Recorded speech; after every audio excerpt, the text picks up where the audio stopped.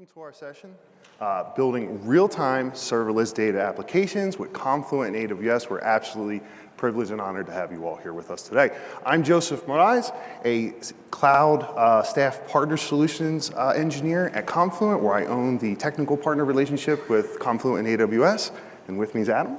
Hey everybody, Adam Wagner. I'm a principal serverless specialist solutions architect at AWS. So I play around with all the fun serverless application and application integration services, things like Lambda, step functions, event bridge, all that stuff. Today, talking mostly about Lambda. Awesome. And we did not intentionally wear flannel colors that match our respective companies. It just worked out that way, so let's run with right? it. Not bad. Yeah, let's run with it. So first, I'm going to take you guys through the rise of data in motion. So why is event streaming and working and interacting with events in near real time important to the world today? Then we're going to talk about, or Adam's going to take you through event-driven processing with Lambda and go through why services like Kafka and Confluent are such great pairings for a event-driven architecture like Lambda. And then I'm going to go through event streaming Confluent. I truly believe that it is the best possible event source for Lambda, and I hope to prove that to you today. And then Adam's going to come back in and talk about how Confluent and AWS or Lambda can integrate. And then finally, we're going to wrap all that up in a really nice demonstration. So let's jump right into it. Let's talk about the rise of data in motion. So over the last decade, there has been massive movement towards digitization. Enterprises are defining their business models, products, and services to be centered around unlocking data. Whether it is gaining a rich view of customer habits, leading to a more personalized experience, or letting customers know what they want before they know what they want, or even validating the legitimacy of a transaction as it happens in real time, companies are being built around the application of data. And their ability to innovate, thrive, and emerge competitively stronger depends on how quickly they can discover, understand, and apply their data assets to power real-time use cases. So you may see some interesting logos on this slide here, right? So even if your company has nothing to do with a company like, say, Netflix, this is the type of experience that your customers expect across all aspects of their lives. And frankly, there is a younger generation that's 10 years away from being our primary customer that has never known the concept of boredom. They've had high-speed internet and devices their entire lives, and as many of you may know, that data, its value degrades over time.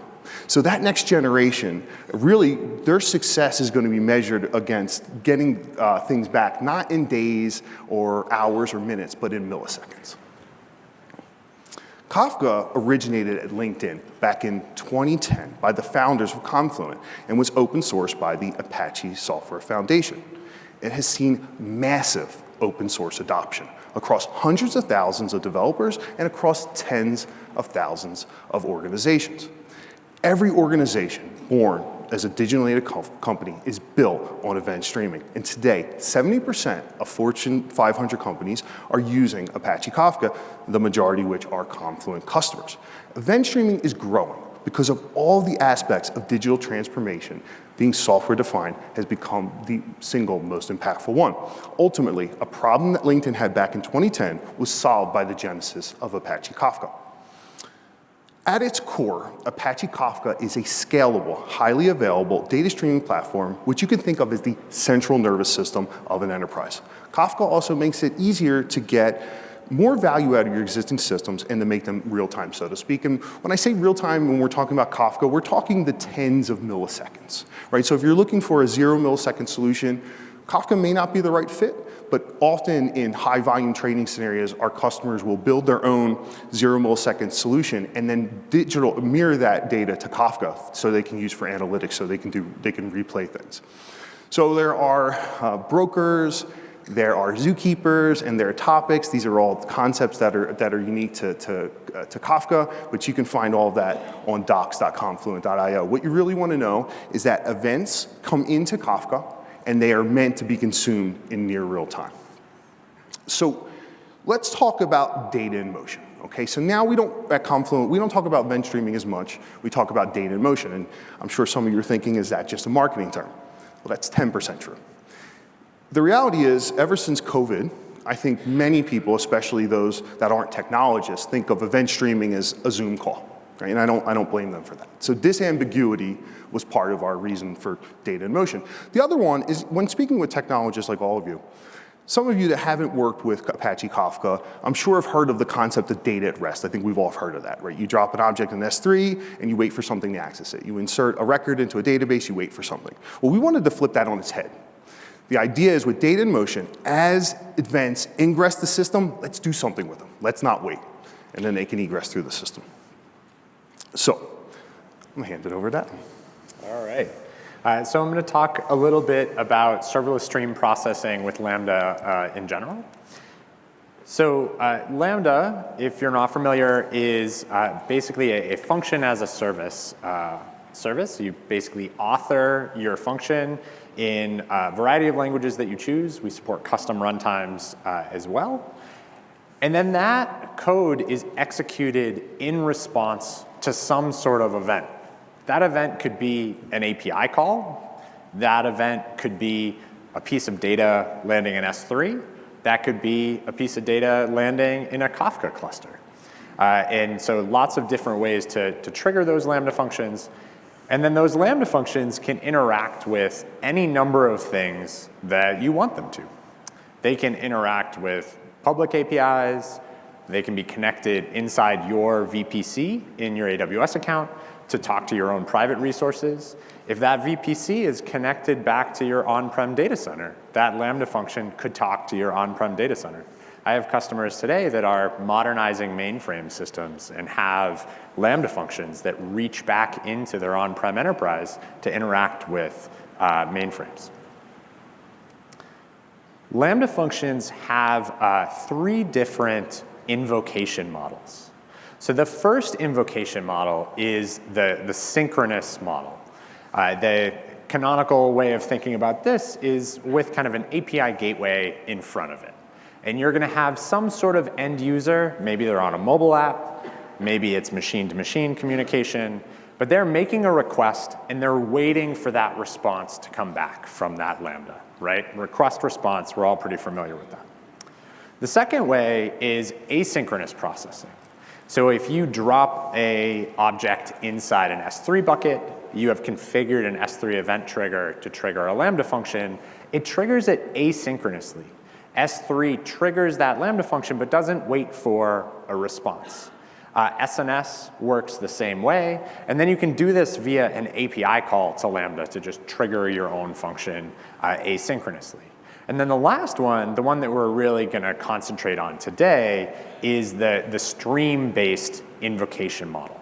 The cool thing here is that this works across a variety of streaming sources. So you could do it with DynamoDB streams, you can do it with Kafka.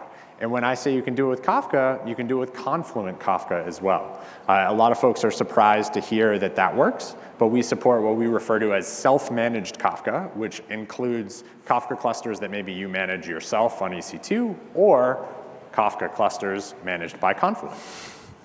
So when you're using this mode, I feel like it really is unlocking the magic of Lambda.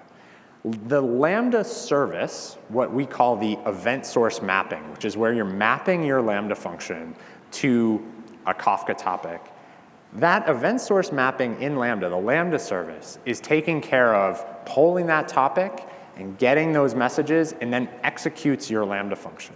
So you don't have to think about client code to do that polling. That's all done and taken care of for you. Serverless in general accelerates innovation, and it accelerates innovation because it lets folks get to market faster with a lower total cost of ownership. A lot of that is due to eliminating operational overhead. And that operational overhead comes in a variety of factors, but things like patching servers, thinking about high availability and scaling. These are all things that you don't have to worry about when you're running Lambda functions.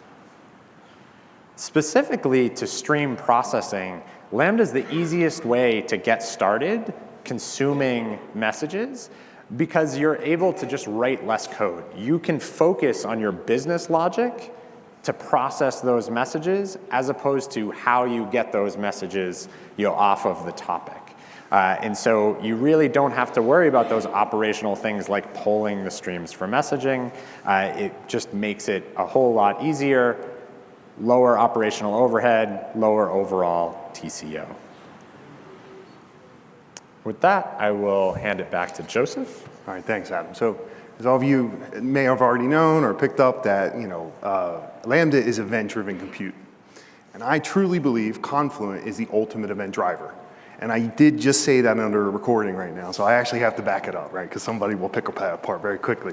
So hopefully I can do that. So there are 3 areas that I like to point out that give Confluent an advantage, and we're going to go through these one at a time. So, cloud native. Confluent Cloud provides elasticity to scale in and scale out. Infinite storage to never again concern yourself with topic retentions or sizes, and resiliency with a 4.9 SLA. We're complete with the open source Kafka at scale. You need to consider the SRE teams that are needed to run your clusters, right? So check out that quote from Newly. I would have had to hire at least 10 more people to keep these systems up and running. And so if you're just playing around with Apache Kafka, not a problem to get it up and running. Once you start to get to production scale, that's when you might really want to think about a managed service. So in addition to just the operational overhead, you got to think about securing access to your clusters, encryption, stream processing, and availability. Most of that does not come out of the box, or not easily out of the box with Apache Kafka. Confluent takes care of all of this. And speaking of wherever your data is, we are everywhere. One of our largest value propositions is that we can run anywhere and can support on-prem, hybrid, and cloud architectures through our platform and cloud offerings. So we do have 2 different products. Confluent Platform is our enterprise license distribution of Kafka. It runs either on-premise or in instances of EC2 or any Kubernetes, native Kubernetes distribution, including EKS. Confluent Cloud is our fully managed SaaS offering. It's available on AWS, and customers can connect to it by secure public endpoints, VPC peering, transit gateway, or private link. Being everywhere also means being able to provide operational and developer support both on-premise, in the cloud, or even at the fully disconnected edge, and of course a mix of all of them. It also means having the professional services that can do the same. Confluent offers all of this. Now let's discuss 3 of our technologies that will further make my case that Confluent is the ultimate event driver. So let's first talk about the Connect API. So with open source Kafka, you have this Connect API. And what the Connect API aims to do is to allow you to integrate things with Kafka that aren't native Kafka producers or consumers. So we're talking about relational databases, HDFS, mainframes. We have these things called source connectors. Source connectors understand the systems that you want to pull data from, have the authentication methods, and then can pull data. So anytime your table has a new record inserted, that would be a Kafka event if we set up a source connector for it. And then in the example Adam talked about, and we'll talk about it again, we have connectors that can pull mainframe changes into Kafka topics, which then could later be consumed by Lambda.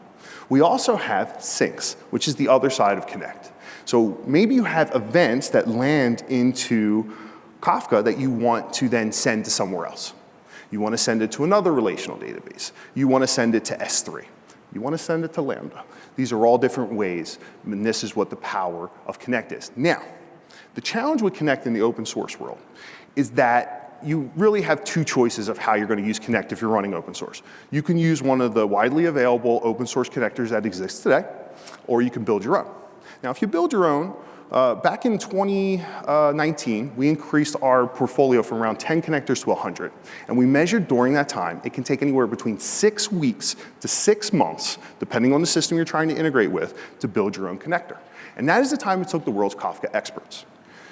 So the other thing you could do, as I mentioned, is use those open source connectors. Now, the challenge with running open source connectors in production is that you will not have support. I absolutely love the open source community, but depending on the open source community for a production outage, they unfortunately do not come with an SLA. So at Confluent, we offer a massive portfolio of 120 plus connectors, source and syncs, that are either developed directly by us or by our partners, and then supported and validated by Confluent. So you can go into production building all these pipelines to all these different disparate systems and have the confidence that you'll be able to stay up and running. We also have another interesting API called Streams. So the Stream API allows you to build streaming applications against Kafka, writing either Java or Scala code. I cannot write Java or Scala code, okay? So when I was in college, the only IDE I had was Notepad, and I'm still having flashbacks, right? So, but what I can do is write KSQLDB. So along my career, I've always been kind of more of an operations guy. I had to learn select statements for various troubleshooting reasons. And what Confluent did is build, I'm looking at someone over there, what Confluent did is build something on top of Kafka Streams called KSQLDB, which allows you to do the similar type of stream processing and make me very dangerous by using things like select statements, doing joins. Makes it very simple. So just to point out a couple of functions it has, it can do aggregations, joins, windowing, event time-based processing, and automatically handles out of order and late data. And just to kind of show you what that looks like. So what we have here on the left side, sorry, I don't want to blast Adam with the laser, so I'm going to go on this side. So what we have on the left column is what a Kafka client. So this is something, this is written in Java, this is bringing in the producer code, and I mean, ultimately all we want to do is a select count and a group by, right? And this is all the number of lines you would need for a traditional Kafka client. So this is consuming an event and then trying to figure out that outcome. In the middle is Kafka Streams. So Kafka Streams is an elimination of code because, as you can see, a lot of the things that you need to supply in a Kafka client are just assumed into the stream. And then you compare that to KSQLDB and you get down to one line and you get all the same things, right? So you can really see the power of KSQLDB. So speaking of KSQLDB, let's quickly talk about our visual tool for building streaming applications. Stream Designer, which is brand new, brings the declarative and developer-oriented pipelines to life. First, it provides developers with a flexible and point-and-click canvas to build pipelines in minutes and describe data flows, business rules, and transformation logics easily from within the GUI. But unlike other GUI-based interfaces, Stream Designer takes a developer-centric approach where the GUI is not a complete black box. Instead, it allows users with different skill sets and needs to seamlessly switch between the UI, a code editor, or even a command line interface, and enables them to declaratively build data flow logic. Developers can be more agile and build modular data flows where they can generate code artifacts and put them into a code repository like GitHub or Code Commit. What that means is they can build, iterate, and test deploying into production in a modular fashion, much like developers are used to with their agile development methodologies. And other developers can reuse these artifacts and customize them for their own purposes. All of these bring a engineering developed oriented practice to pipelines. And again, just to point out another quote from Rafis and Bank, that Stream Designer will improve our developer productivity by making real-time applications, pipeline development, and troubleshooting much easier. So again, you'll see this theme where there are things you could do with open source Apache Kafka, but Confluent makes it a lot easier. And then the last one I really want to click on is cluster linking. So as I talked about before, by virtue of Confluent Platform, which runs on all of the AWS Edge products, by the way, and Confluent Cloud, you can put your clusters wherever you want. This technology is what allows you to link them all together and then build hub and spoke architectures or to build aggregations. So cluster linking is our latest and greatest replication technology. So unlike other replication technologies with Kafka, which are built on Connect, which we just talked about, cluster linking is built entirely into the brokers. So you don't need an extra piece to your stack to actually do replication. It uses the internal replication mechanism of Kafka, but stretches it across disparate clusters. Yes, so the great thing is it allows you to syndicate your data between on-prem and on-prem, on-prem and cloud, edge and cloud, and really any mix that suits your outcomes.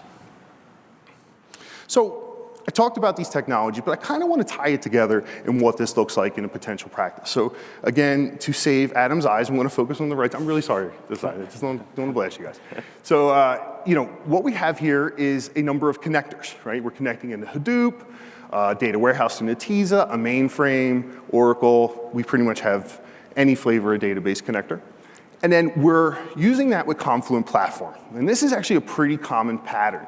Our customers find that they want to offload from their mainframe, right? Mainframe time is very expensive. Adding additional consumers to that mainframe is not necessarily pragmatic. So instead, you could replicate that data into, oops, hit the wrong button. Let's go back. All right, you could replicate that data into, or pull that data in the Confluent Platform and now redirect your clients of the mainframe or the Oracle database to pull those events from Confluent Platform. And then using cluster linking, we can take all those events and bring them to the Confluent Cloud. So Adam mentioned this earlier, and I drew this nice thick orange line here to see that we could have a connector that's pulling events in the Confluent Platform, replicating them to the Confluent Cloud, and then using our sync or our event source mapping, which Adam's going to talk about in just a bit, can then fire off a function from a mainframe. This is actually the narrative that I put in front of Adam to get him to co-present with me. So this got him excited, right? Cool. And then, it's not just that. There are various services, so you could take all those events and split them out in many ways. And what this pattern really provides you is a way to modernize in your own time frame.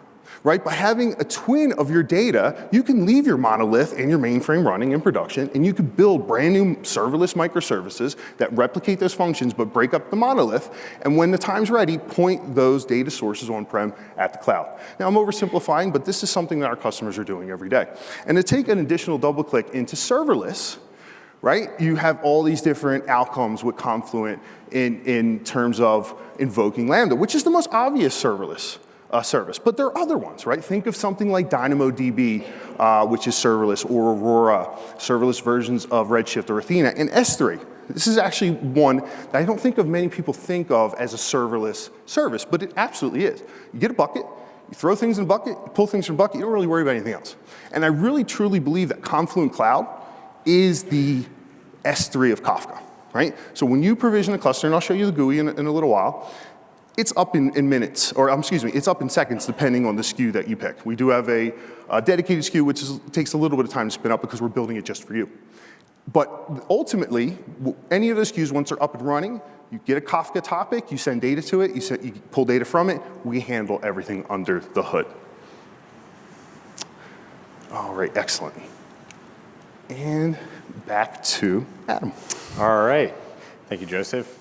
All right, so I'm going to take you through in more detail those AWS Lambda Confluent integrations.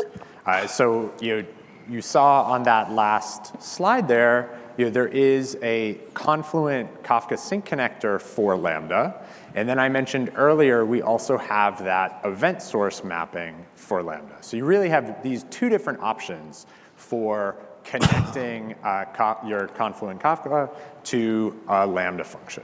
So let's look in both of those in more detail. So the sync connector is going to pull those Kafka partitions and invoke your function for you. One of the interesting features about this sync connector is that it can be invoked synchronously or asynchronously. And this is something that isn't available with the native Lambda event source mapping. Native Lambda event source mapping is synchronous only. And so if you want to use asynchronous invocations of your Lambda function, that is an option here. That has the potential of getting you kind of greater throughput, right? Because it's not waiting for a response before firing off more Lambda functions, but you are losing potentially the in-order processing, right, that you get if you're doing it synchronously. So important piece there. It provides at least once semantics, so there is possibility of duplicates. This is the same with the Lambda event source mapping as well. So you do need to think about making your functions idempotent. There's a great library called AWS Lambda Power Tools. There's versions of it for Python, Java, and Node that has a great idempotency utility. So if you're getting started with idempotency, it's a great thing to look at. And then another great feature here is there's a dead letter queue that's optional here with the sync connector as well. Scaling-wise, the sync connector will scale up to a soft max of 10 connections. So that's something with limit increase to Confluent. They can go higher than that, but that's the soft limit. The error handling here kind of depends on if you're using the synchronous or the asynchronous options. If you're using the asynchronous options, you can use the built-in Lambda failure destinations, which is a configuration that you can put on your Lambda function that allows you to basically take asynchronous invocations that fail and retry those a number of times that you want, and then send them to like an SQS queue as a dead letter queue. So there's that option for async invokes, and then there's also the option with the sync to optionally log failures to another Kafka topic. You also have the option of batching messages, right? So you often get great kind of performance increases by handling batches of messages rather than single messages. So that can be configured there as well. It's worth noting from a cost perspective that you are paying for the compute where that sync connector is running, right? And that's one piece that does contrast with the event source mapping for Lambda. So event source mapping for Lambda works in a similar way, right? It is taking care of the polling and committing of offsets back to the topic. The interesting thing about the event source mapping is you're not paying for the compute to run that poller. You're only paying for the Lambda execution itself. We take care of the compute to run that poller for you. So one advantage there of using the ESM, the event source mapping. The way that this scales is that it starts with a single consumer, right? And so it is basically has one of those pollers that is consuming from that topic. And then it is checking basically once a minute and then making adjustments every 3 minutes to the number of pollers that are there based on things like offset lag and kind of how far behind it is in processing the stream. We do that once every 3 minutes as opposed to kind of more often because that does trigger a rebalance. So we don't want to be triggering rebalances all the time. So that's how that piece works.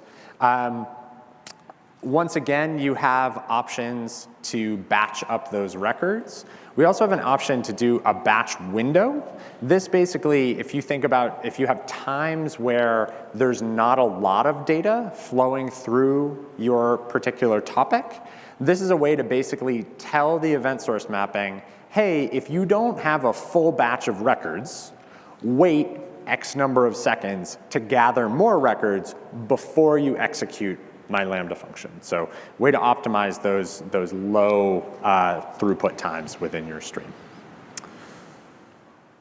A couple of interesting features that we've added recently to the ESM for Kafka. One is an offset lag metric.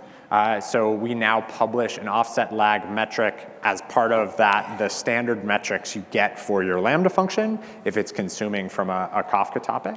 And then we also now support custom consumer group IDs. So in the past, when you created a Lambda event source mapping, we would create a new consumer group and it would get a really kind of ugly, GUID looking ID. For various reasons, either being able to, kind of start at a specific offset with a consumer group that you've already created, or maybe you're replicating to, a different cluster. You want to be able to target that replicated consumer group. We implemented this feature to allow you to specify the consumer group that you want that Lambda to use to consume messages off of that topic. And then lastly, we added event filtering. This is filtering that happens at that event source mapping using the same kind of syntax language that we have in EventBridge to do like rules-based matching on events.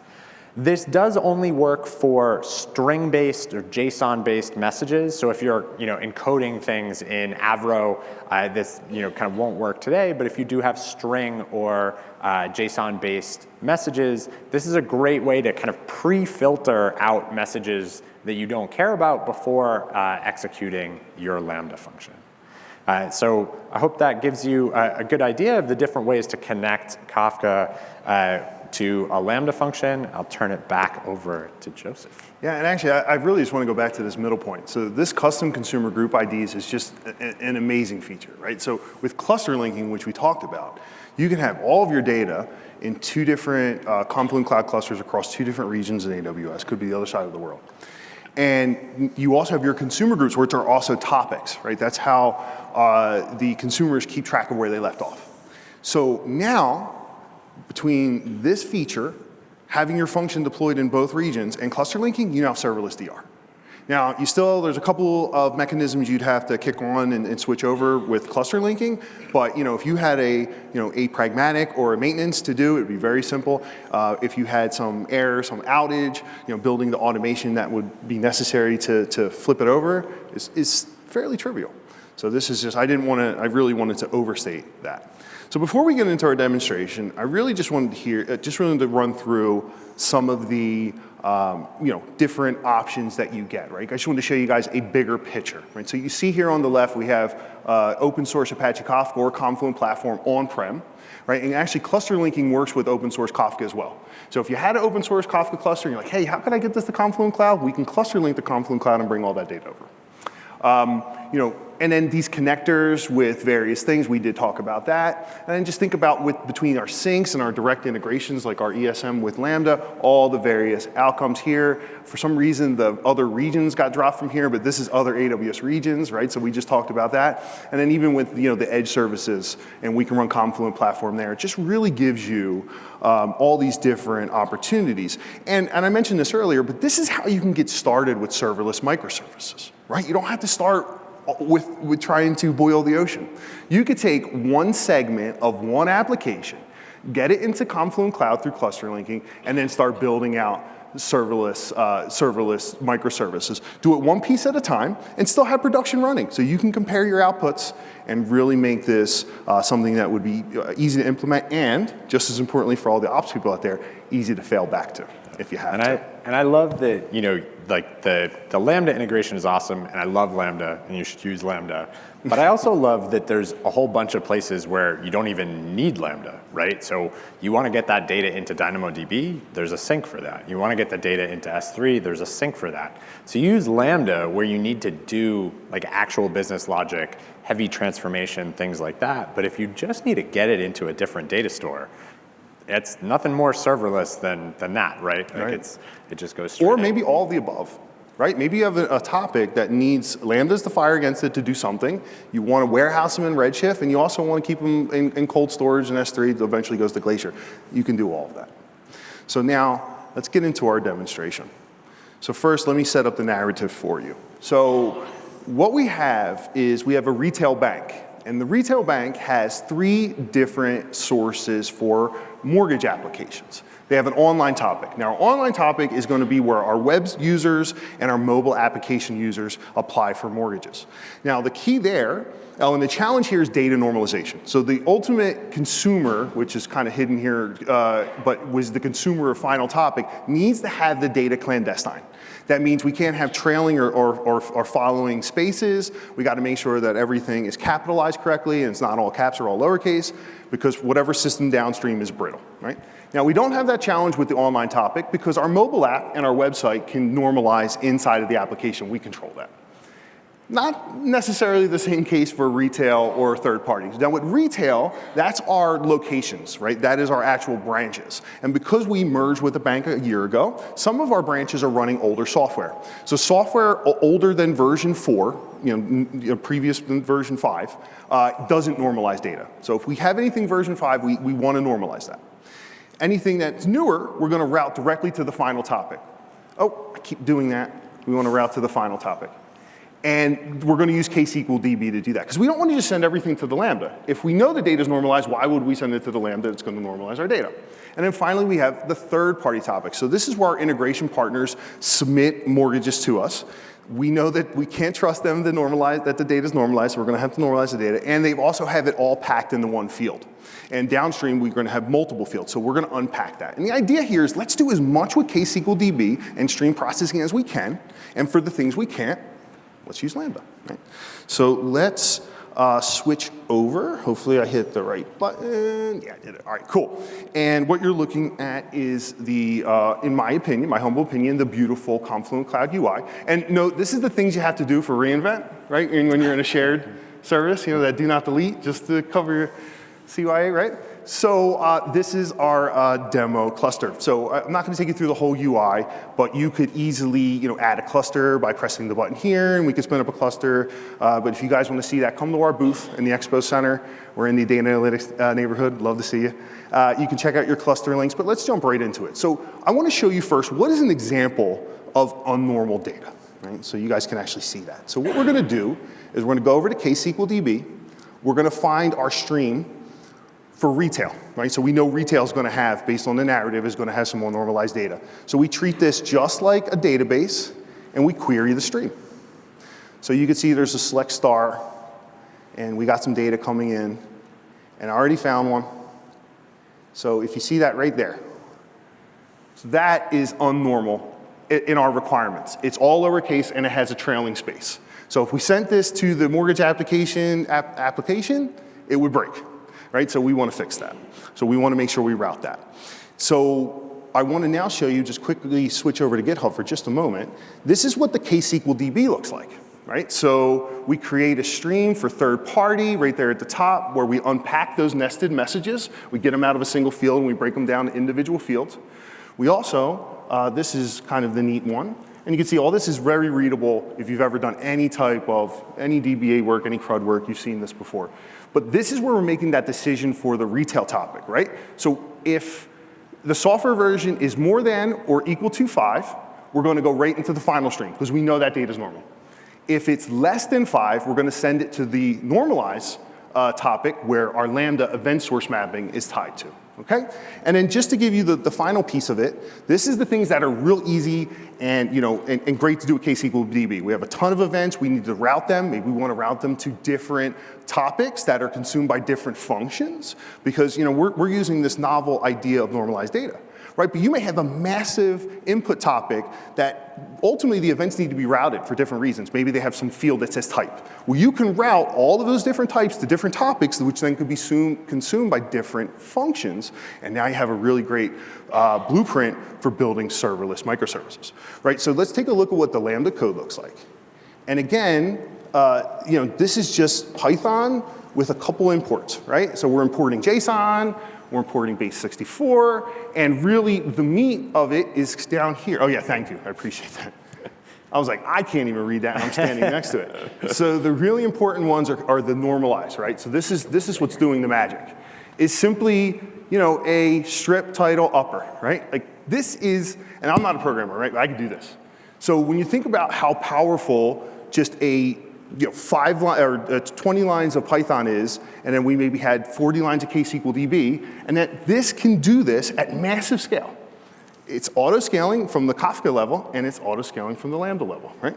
So now let's show this in action a bit more. So we have this awesome feature called stream lineage. So what stream lineage does is it builds visualizations of what you're doing. So all this is happening in real time. We have producers that are created, they're actually just a Docker container, and they're producing into the third-party topic, right? And as I highlight a flow, you can see all of the data that's kind of creating that flow. You can see that we have this split here at retail, right? And that's the split based on that version of software, right? So if you have the newer software, or we have the older software, we're gonna take you to normalize. If you have the newer software, we're gonna send you right to final. And then you can see with the third party, we unpack the data, and that goes into another topic, and then we send it into normalize to be consumed by the Lambda. And this is where this is what's really cool to me, this. So for everyone in the back, hopefully you can see it. It says custom app Lambda. And the reason that is because in our producer code, we declared the producer name as AWS-Lambda. And in the event source mapping, using the custom event source mapping name, I set it to the same name. And then Lineage can detect that they're the same name and treats them as a custom application. So you could see as data is flowing in, that's the events that are unnormalized. We're running our code, we're normalizing, and we're writing right back into the final topic. And again, we used, at the producer level, we used a Docker container in Python to produce these codes, right? But these could be native Kafka producers that you've built that are sending data into these topics. This could be Connect. Maybe our retail comes from a relational database. Maybe our third party comes from a mainframe. It doesn't matter. This gives you a pattern to build it. And most importantly, having this visualization tool, which can actually show you, your throughput, which topics are involved. If I were to click through some of these, all these different information, the schema type, how it was transformed. If you were building massive serverless microservices at scale in Confluent Cloud, this tool would become unbelievably important to you. And not only can you see what's happening now with our enhanced schema registry, you can go back hours. So let's say something changed, and you're like, I have no idea what changed in the last 4 hours. You go back and you can compare the data flow from now to 4 hours ago, and you could quickly identify what changed. So that is the meat of our presentation. Don't go anywhere yet, because we do want to answer some questions. So before we do that, because I forgot to do this last time we did this presentation, just want to call some calls to action. So if you want to learn more, we have a really awesome integrated workshop at confluent.awsworkshop.io.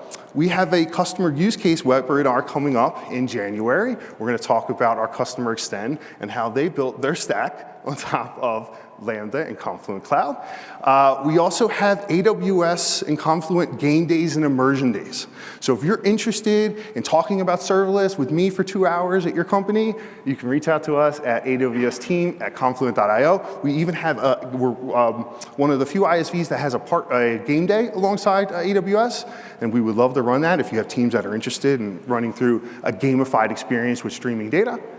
And then for the last section, I'll let Adam take that. Yeah, so just in terms of kind of getting started resources for Lambda, serverlessland.com is a website that we maintain that has, it has everything from kind of different learning paths to code samples, blogs and video tutorials, lots of content there to get you started with Lambda and other serverless services. Thank you so much for coming to the presentation. Yeah. We really appreciate it. Have a great reInvent. Thank you, everybody.